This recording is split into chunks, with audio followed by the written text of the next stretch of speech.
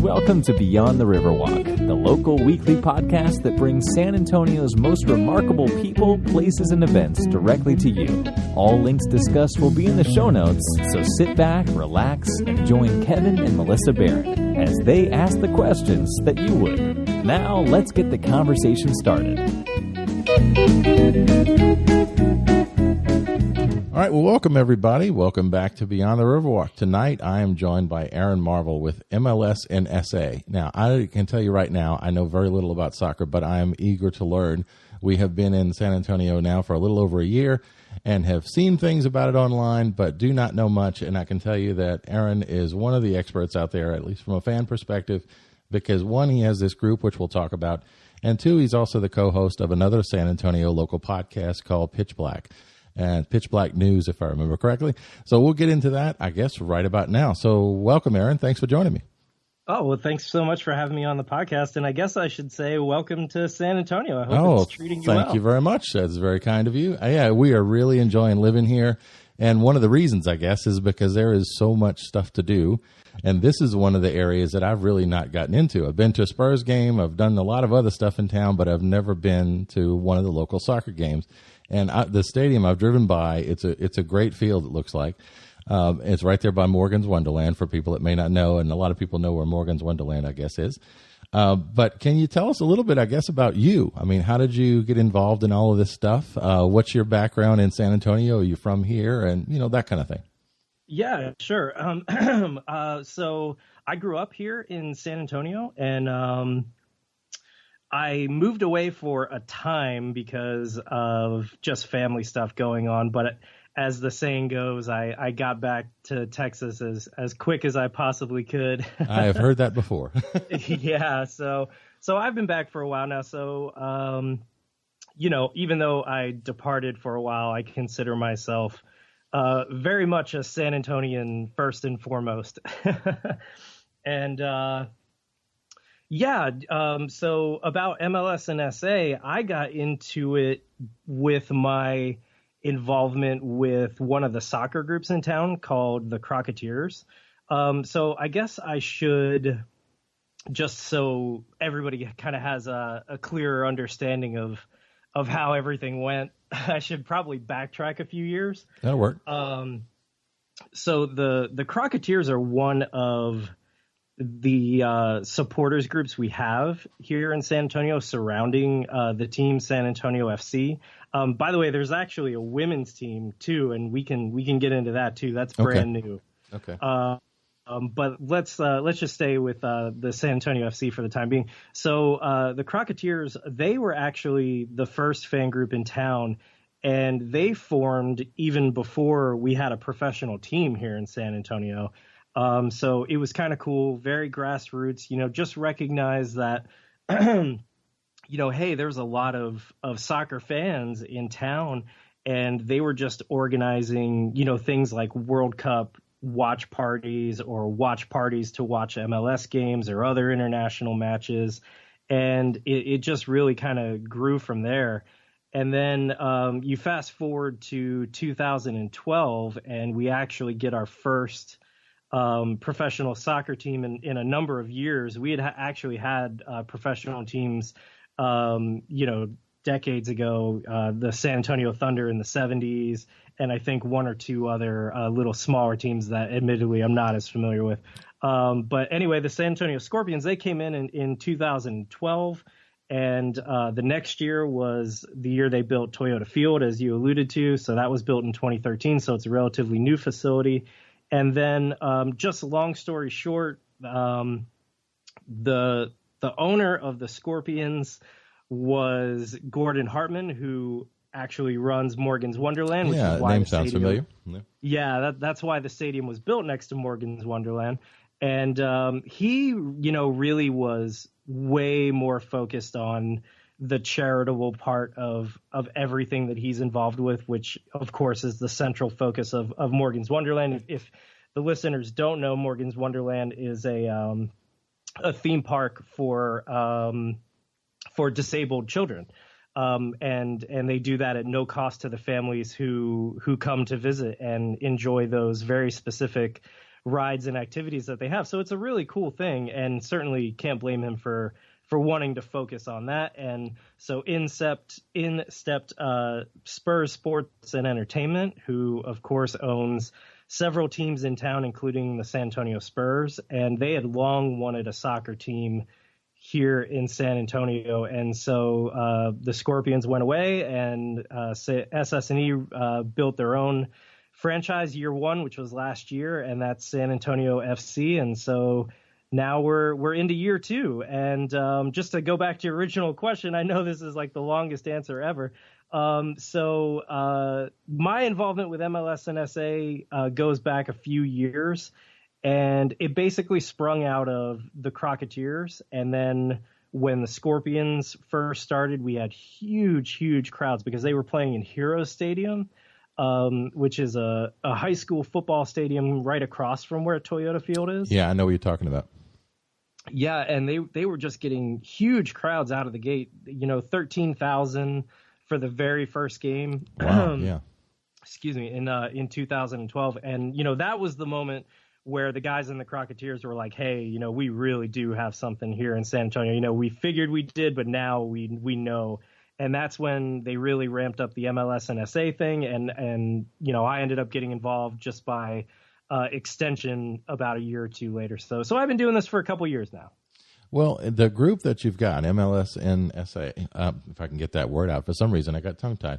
That group has been out there. How formal is it? Is it a club? Is it a formal organization? Is it a loose group of fans who kind of just work together toward that goal? How would you describe it? It's really a movement more than an actual group. Okay. As far as the side of it where we're operating. There's a handful of us involved, about half a dozen people. And we're working on different facets of things. Everything from, actually meeting with, the bigger politicians here in town, including Mayor Ivy Taylor and Mr. Wolf, who's had a big part in this whole process. But, really what it is it's just us being a voice for the city of San Antonio and for the soccer fans in San Antonio, and basically saying, hey, we're here and we very much want MLS, and here are the reasons why, A, B, C, D, E, why we think we're a great market for MLS, which we can talk about if you want. Yeah. And basically it's just us doing our part to advocate for the city of San Antonio. Well, that, like you kind of alluded to just now, that was one of my questions, and I've been thinking about this since we first connected. As big as this city is, and as there's so much going on, why wouldn't this be a market for, I guess, a major team? Why would it be looked at maybe differently to form what we have, which is, I'm sure, is nothing to sneeze at. It sounds like it's a great group. But in terms of bringing it to that next level, what's different about San Antonio so far that it's not been attractive to MLS? Well, actually, San Antonio has been on the radar for MLS for a long time. So okay. if you go back to 2005, San Antonio was right on the cusp of actually getting an MLS team. And, essentially politics sabotaged it at the last moment. If you remember in 2005, that was when Hurricane Katrina happened. Yes. And the New Orleans Saints got displaced, and they ended up playing a handful of quote unquote home games here in San Antonio in the Alamo Dome. And we had a transition in mayors, and the outgoing mayor was all about bringing MLS, and they were going to have them play in the Alamo Dome. And basically the incoming mayor said, well, this MLS thing is a bad deal and we don't want it, and really had their eye, kind of foolishly, in my opinion, on getting the NFL and getting the Saints permanently. Oh, okay. And we all know how that played out. So. Yeah. Okay, so they're thinking basically it served as the stadium served as a home for the Saints after the hurricane, and they're thinking, well, maybe they'll just settle here, right, over the exactly long term. right. I gotcha. Okay, Yeah, and then as you know, they ended up staying in New Orleans, so that was a big missed opportunity for San Antonio. Yeah, and essentially that franchise ended up becoming the Houston Dynamo, who've been very successful in MLS, winning a couple MLS Cups. But wow. so anyway, just to go back to your question, San Antonio has been on MLS's radar. The problem in more recent years is just soccer has exploded here in the U.S. And there are just so many markets now that want a piece of this MLS pie. And so the competition has become really, really stiff. And so this current MLS bid that we've been able to make, or I should say, Spurs Sports and Entertainment has been able to make, this is going to be a stiff competition. There's going to be 4 teams that are going to be named, and there's 12 cities going for those 4 spots. So, not enough chairs at the table. Yeah. But yeah, no, I mean, you kind of said it. I mean, exactly. You're not somebody that's lived here very long, and you can see what a great, vibrant city we are, and you're asking yourself, why don't we have more than just the Spurs here in San Antonio? And yeah, exactly. And that's the question we've all been asking ourselves. And that's a big part of why we got involved doing MLS and SA is, like I said, just to be an advocate for the city and say, look, we're a lot better than our reputation may indicate. You listen to any Spurs broadcast and they talk about small market San Antonio. I mean, we're the 7th biggest city in the country. Yeah, absolutely. And I feel like a lot of people don't know that. And when we tell people that, people outside of San Antonio, or in particular outside of Texas, a lot of people are very surprised to hear that. And so, we're working to build up our reputation. Well, and looking online, I was looking the other day just kind of to get a little bit of research done, and so I can at least talk intelligently and ask some good questions, I hope. I was looking at what has been expanded, I guess, in the past, and it looks like there was a team, if I got this right, correct me if I'm wrong, in Nashville recently. No, they are actually one of the cities that are bidding. They're vying for it. Okay. Yes. Okay. Yes. Because I'm familiar with Nashville pretty much, and having traveled there a good bit, and that's definitely a much smaller, community, and I would think would have a little bit less to offer than here. So how do you think? I guess. Oh, I'm sorry. Go ahead. No, well, I was just going to say, that's a perfect example, because there's a city that has more professional or major professional sports teams than San Antonio, and exactly to your point, they're smaller than San Antonio. So, I mean, we've been kind of fighting this weird perception for a while, but one of the cool things about MLS is that if you look at some of the more recent expansion cities and some of the bigger success stories in the league, a lot of them share, very similar type of market that San Antonio is. You look at the Portland Timbers, they only have the NBA team, the Trailblazers, in their market.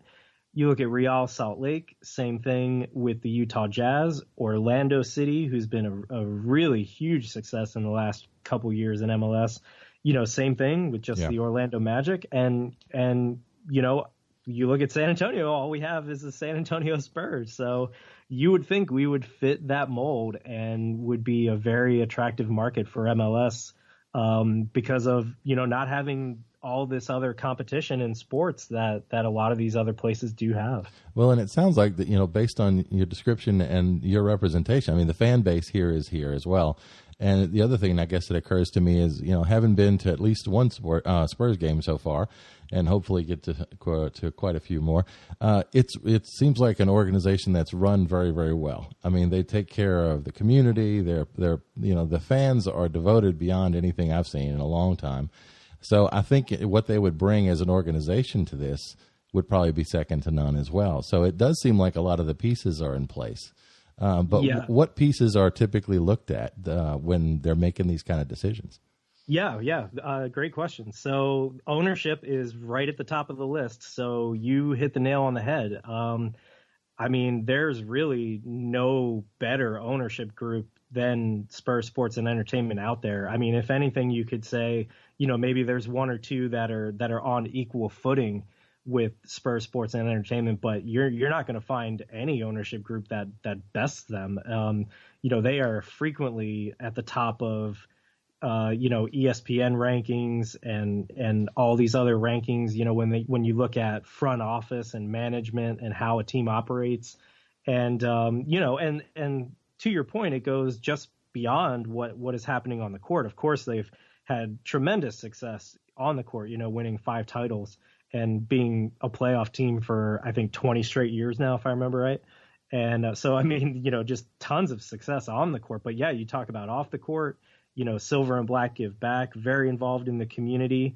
And, like I said, it's great to have your outsider perspective. I'm sorry to refer to you as an outsider. No, I mean, seriously, I mean, it's been like a year or so, but I mean, I still do feel like I've got a little bit of that vision, because these are some of the things that you kind of look at when you move here and you go, okay, well, that doesn't make sense. This is a gigantic place. Why? And it has, like I said, so much stuff going on. I mean, doesn't matter really what your interest is, you can find it here, at least in my experience, Yeah. So when you look here, it's like, there's a big hole, this doesn't make a lot of sense, especially when you drive by and you see that field out there. You'd see Toyota Field like you're talking about. It's like, boy, this must be an amazing thing. And it's got to be luring a lot of people. I know I was looking online at tickets for the coming season, and there aren't a whole lot of seats available in the early games. No. Well, you know what? Let me come back to. We'll come back and talk about the tickets in a second. Yeah. But since you mentioned the stadium, and we're talking about criteria for MLS, that's actually the second biggest criteria is the stadium, and that's one of the more puzzling things to people like us that have really been following this stuff. Because the line you hear over and over and over again, and the trouble you see in some other already established markets, teams that have MLS teams but can't seem to get a soccer-specific stadium put together, like New York City FC, which, by the way, is the brand new affiliate of San Antonio FC. We can circle back to that one, too. That's kind of cool news from this offseason. But anyway, we've had and have had for a number of years here our own soccer specific stadium, and it's halfway built. So, when people talk about needing a stadium, we just scratch our heads and go, why don't they talk about San Antonio a little more than they do? Because we have a soccer specific stadium and it's halfway built. Yeah. So, expanding it from this point is relatively easy in comparison to, finding land and building a stadium. I mean, you just look at David Beckham, he's been trying for, pretty much the same number of years to find a piece of land that's workable in Miami to build his stadium and get that franchise off the ground, and he can't do it. So you look at all these markets that are struggling with finding a stadium, and we're like, hey, MLS, look over here. Look at our shiny, awesome soccer-specific stadium that everybody loves coming to see a game in. And, the one negative you can say about Toyota Field, and personally I don't think it's a negative, and I'll explain why. But you hear a lot of talk from Don Garber, he's the commissioner of MLS. You hear a lot of conversation from him about wanting and needing a downtown stadium. Now, Toyota Field is not downtown. It's not far removed from downtown, but it is not a downtown stadium. So some people knock us for that, and they think, we're never going to get a team because we don't have the downtown stadium. But I would argue that, just up the road from here is a market that MLS seems to, have a very keen interest in Austin, Texas. And with the stadium being located where it is, I mean, you couldn't be in a more perfect location as far as easy access for the fans that might travel down from Austin to see an MLS team. So in that regards, I think it's in a great location. And then I'll also just point to, the AT&T Center where the Spurs play. I mean, that's not downtown either. And, previously the Spurs had played downtown in 2 facilities, the Alamo Dome, right before they moved to AT&T Center, and then going back to the late 80s in Hemisphere Arena, which was right under the Tower of the Americas. So The Spurs seem to be doing just fine in a non-downtown facility. And as I'm sure you've noticed, especially coming from other places, we're not a big residential downtown. Exactly. So, I would almost argue a downtown stadium in San Antonio doesn't even necessarily make a ton of sense. Yeah, I think it would actually be harder to get people down there for parking and everything else. Now, I know they're developing a lot of condos and stuff like that, but still, that's not going to be major population growth. And from what I've seen, the population growth in this city, at least so far, seems to be focused, northeast, north, northwest, west, that kind of thing. It may be in other areas as well, but where you're talking about where Toyota Field is still in an area where there's a whole lot of development happening. So yeah, you would think, exactly right. it would be more central to people, going to a game, whether it's nighttime, weekends, whatever else. Versus having to try to go downtown and park and all that. And we go downtown a lot, but for something like this and getting thousands of people in, that would be a little bit harder. I know what Comic-Con was like when we went to that last fall. Yeah. Trying to find parking. Completely agree with you. Now that being said, if they expand Toyota Field, they're going to have to solve some parking issues, and I'm sure that's part of, the overall plan. But you're exactly right. I mean, that is the side of the city that is growing the most. And in fact, you just look north, period, between here and Austin. That's true. Is the fastest growing region in the entire country. Yeah. So, to me, I think you're much better served trying to be closer to that exploding populace than, just going 10 more miles down the road and sticking it downtown just to be downtown. Well, so you've got ownership and you've got the stadium. What else are these groups that, I guess, the group or committee that's meeting about this expansion? What else would they consider? Yeah, so the third biggest bullet point that they're looking at is the fans, and we definitely have the fans. And by the way, this is one of the things I would say to the detractors about Toyota Field. The fans already go to Toyota Field right now to see USL soccer and previously NASL soccer.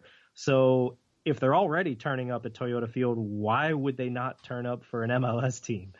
But yes, I mean, we have definitely shown that we have a pretty strong fan base here in San Antonio. And, that is certainly about San Antonio FC in particular. Last year in the USL, they were fourth in the league in total attendance. And the league last year was 29 teams. So fourth out of 29, pretty good. Now, I'd be remiss if I didn't mention that, we don't get the crazy kind of crowds that you see in Cincinnati.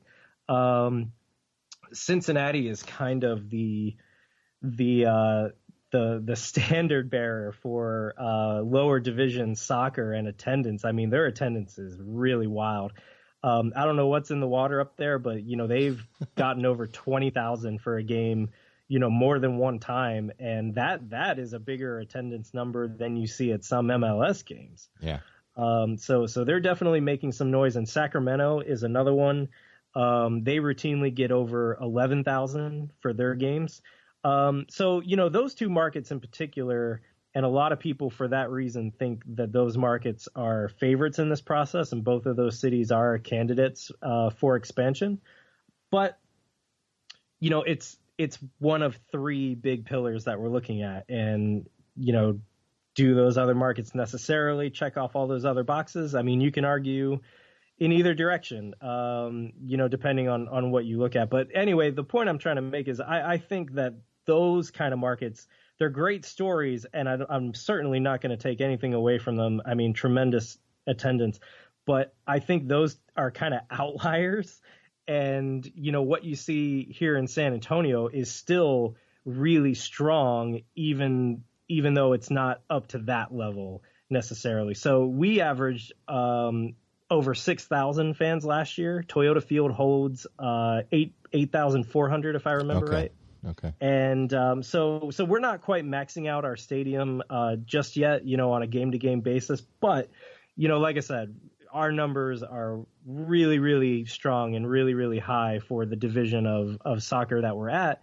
And then, you look beyond just San Antonio FC, certainly going back to the Scorpions, the team that existed before San Antonio FC, their attendance was strong. They were first or second in the NASL in attendance, I think all 4 years that they existed.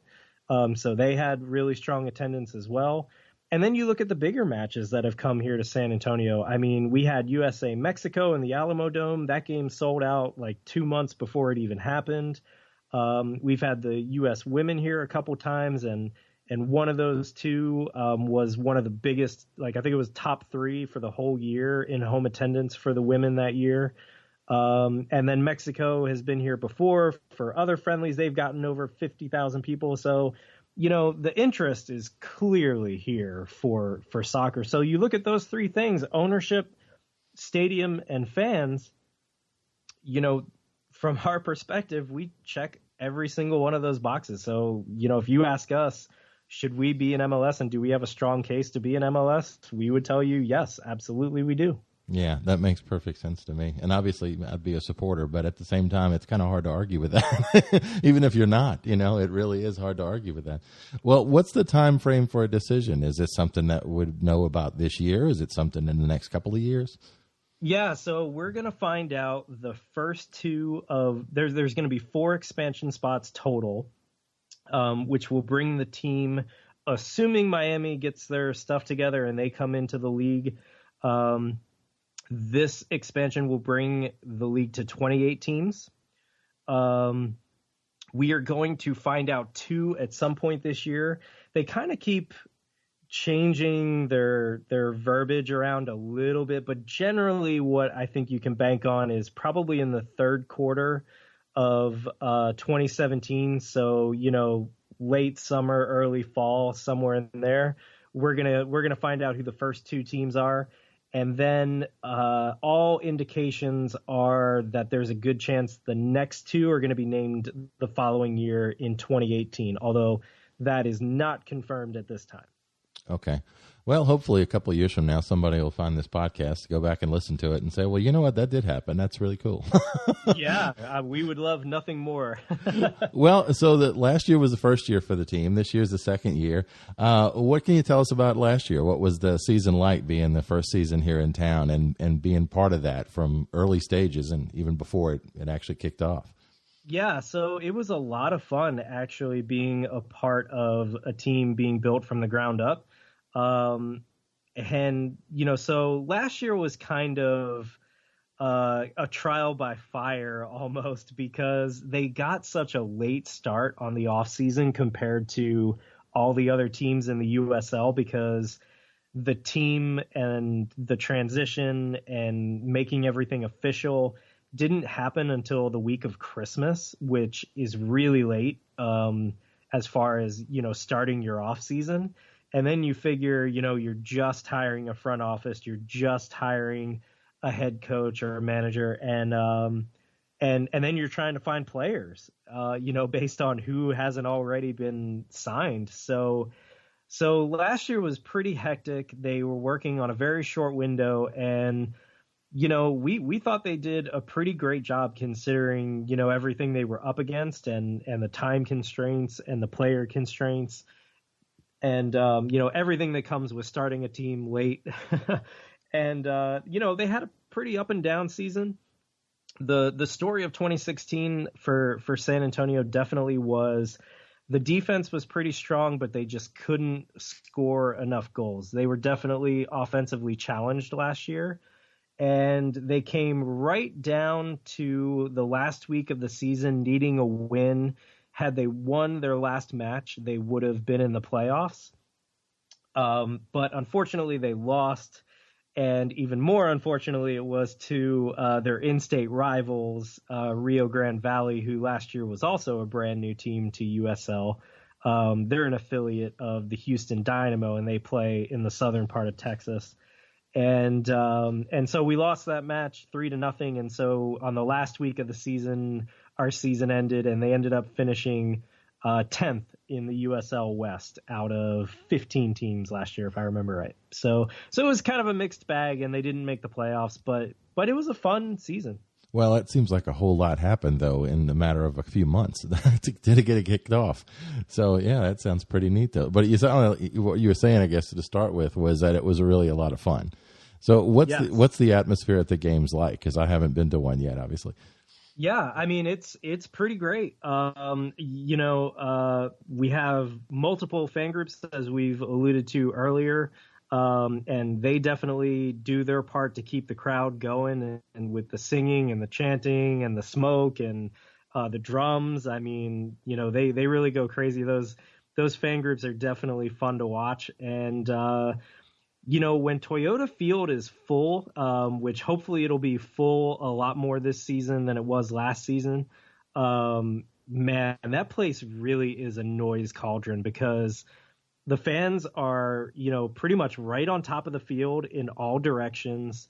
There's not a bad seat in Toyota Field at all. So, if you hate going to Spurs games because you can only go sit in the upper deck and you're too far away and you're watching the screen the whole time, you are not going to have that problem at Toyota Field watching a San Antonio FC match. And I would just encourage anybody who's never been, or if you're on the fence, or if you just kind of want to give it a shot, just go check it out. I mean, we say all the time, it's the best sports deal in town. I mean, parking is free for all matches, so you never have to pay for parking. And the tickets to games, if you're a season ticket holder, start as low as $10 a game. And on an individual game-to-game basis, I believe they start at $15 a game. So really, really affordable, family-friendly entertainment. Yeah, that sounds like something that we're going to need to do.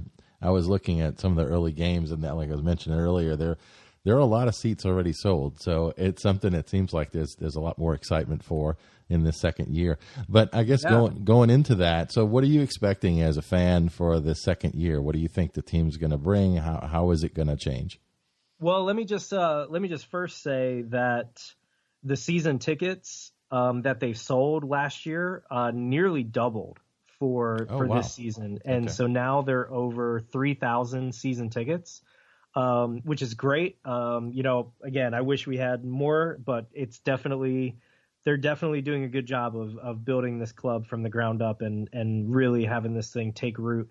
And I guarantee you, if you talk to any season ticket members, and I am one, by the way, that you will find that people feel like they're family. That goes back to Spurs Sports and Entertainment, and just the way that they run an organization and how they treat the fans, and the special events that you get as a season ticket member, great interaction with the players.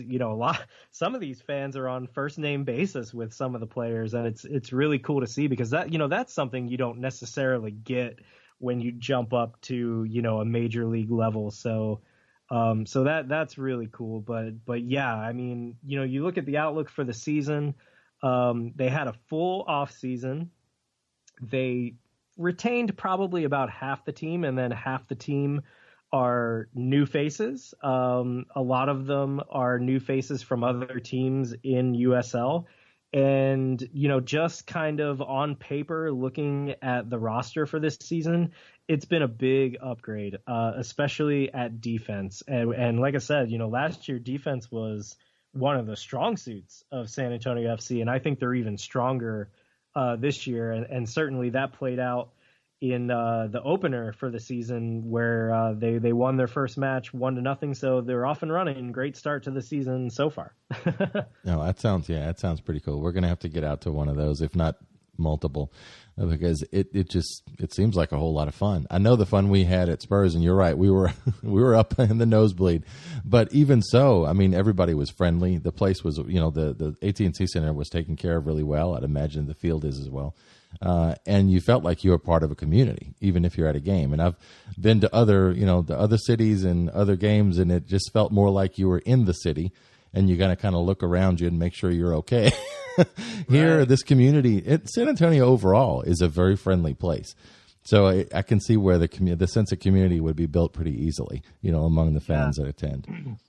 Yeah, and I really think that was one of the more genius things that San Antonio did when they were building the brand of San Antonio FC, which was, they directly tied it to the Spurs by putting just that little part of the spur right in the crest of the team, the logo for the team. Yeah. And it just draws that instant connection. And like you say, I mean, again, as somebody who's recently moved here, you see it, having only one major team in town, it definitely lends itself to a very, very passionate fan base because in a lot of respects, it's all we have. Yeah, that makes sense. Well, I guess one of the questions I've got, and I don't want to wrap this up before we do talk about it. Tell us about the podcast that you're involved in, because it's also local, and we try to get out there and promote other podcasts. We've had several folks on the show already, and we've got some others scheduled. So that's one of the other reasons I wanted to talk to you. I'm really glad that y'all are out there doing that. So what's the podcast about, and how do people find it?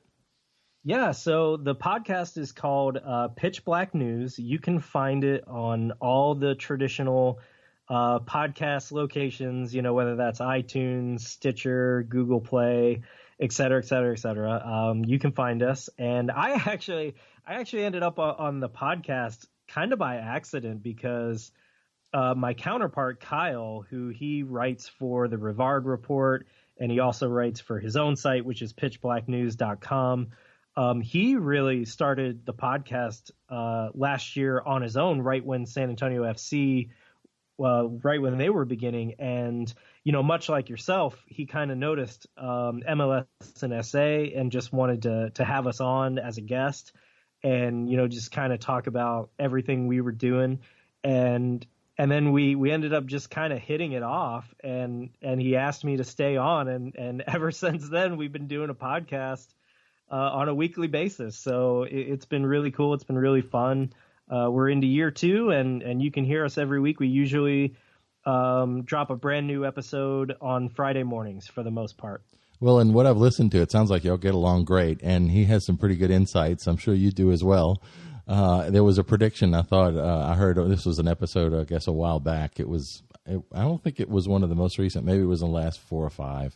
That there was some news, I guess, that he broke on his website that came true, and a lot of people were saying, no, that's not going to happen. So you guys definitely have some insights to share, and I'm sure it creates a lot of discussion out in the fan community. So I would encourage people to go out there and listen to it, because I will be. I'm subscribed through iTunes Podcast and through Satchel, so I'll catch you one way or the other.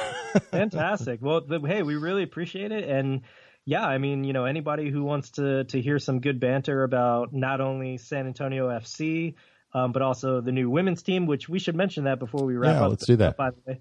And just everything else. We'll talk about international soccer and, anything soccer related that's newsworthy. You'll find it on our show. So thanks for the plug. Appreciate that. Oh, no, absolutely. And yeah, so this is actually a brand new thing. We are going to have a women's soccer team here in town, which I think is very, very exciting. And they're called the San Antonio Athenians, I think is how you say that. Okay. It's kind of an odd name. I'm still haven't quite figured out the backstory to it, but I think it's on their website. So shame on me. I should go read it and be more familiar with it.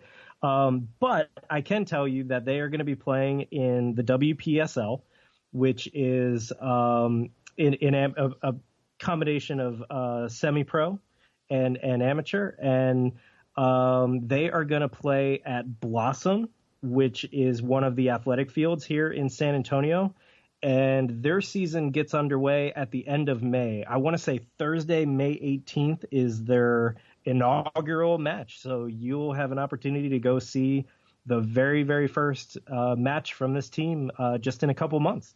Well, I'm going to do some research. I'll put some links out there, as well as the links to your podcast, to the website that you guys do, as well as just the links in general, because there is the way we connected was through Twitter. So you've got the Twitter account that's at MSLNSA, and then you've also got the Facebook page. How else can people find and get involved in this movement?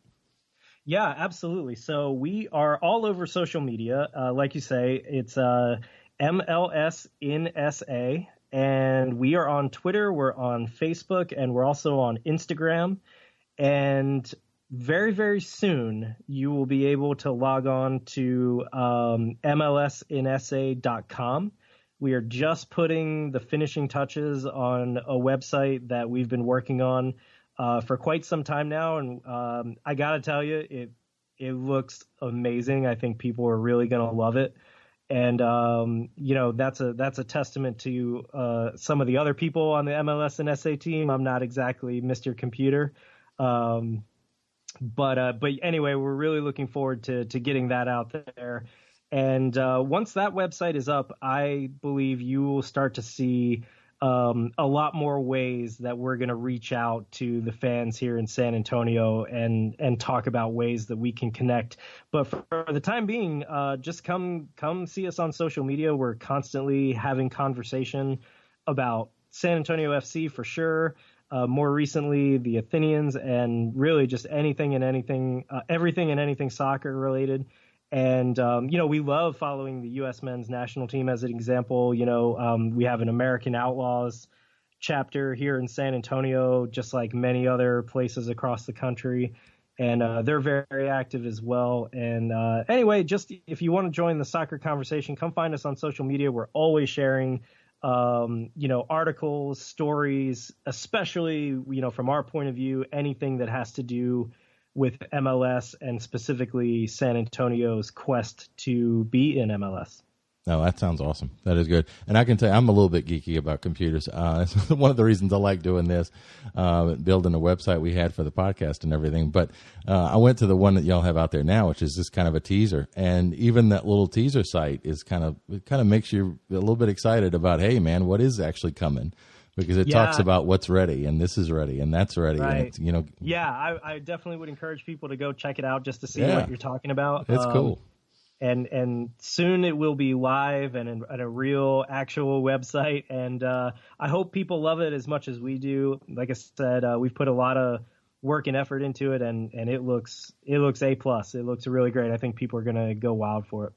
Well, thank you very much, sir. I appreciate you being here. This is Aaron Marvel with MLS in SA. I'd encourage everybody that's listening to go out there and connect with them on Facebook, on Twitter, and Instagram. Follow what's going on. I've been doing that now for at least the last week or so, and we'll continue to do that, as well as listen to the podcast. So it's Pitch Black News. You can find it anywhere you find podcasts. And hopefully you'll subscribe to his as well as to this one if you haven't already. So thanks, Aaron. I really appreciate you being here, man. Oh, thanks so much for having me on, and thanks for doing what you do. It's great to see a newcomer to San Antonio fall in love with the city and wanting to be an advocate for what's going on in San Antonio yourself. So pat on the back to you guys, and thanks again for having me on. No, you're very welcome, and thank you for the kind words. All right, well, hopefully we'll see you at Toyota Field. Oh, we'll be there. All right. Well, and everybody else, thank you for listening tonight to Beyond the Riverwalk. This is episode number 7. So be sure you come back for episode number 8, 9, 10, and the many more that are out there. If you haven't heard previous episodes, go back and wherever you find podcasts, listen to the previous episodes. We've got stuff about San Antonio history. We've got stuff about Fiesta medals. We've got a lot of different topics because right now we're early in the podcast history, and we're just kind of talking to a lot of different people in the community. So if you've got ideas for show guests, you can also reach me. This is Kevin, and my wife, Melissa, who's not here tonight but is also a co-host of mine. You can reach us at podcast@beyondriverwalk.com, and you can also find us at Facebook, at Instagram, and at Twitter as well. We're out there doing the internets like everybody else. So again, everybody, thank you for joining us at Beyond the Riverwalk, and we'll see you soon. Thank you for joining us for this episode of Beyond the Riverwalk. Send your comments, questions, and suggestions to podcast@beyondriverwalk.com. As always, subscriptions to our show are free and available wherever you find podcasts, as well as on our website. Until next week, join us on Facebook, Twitter, and Instagram for more conversations about our community.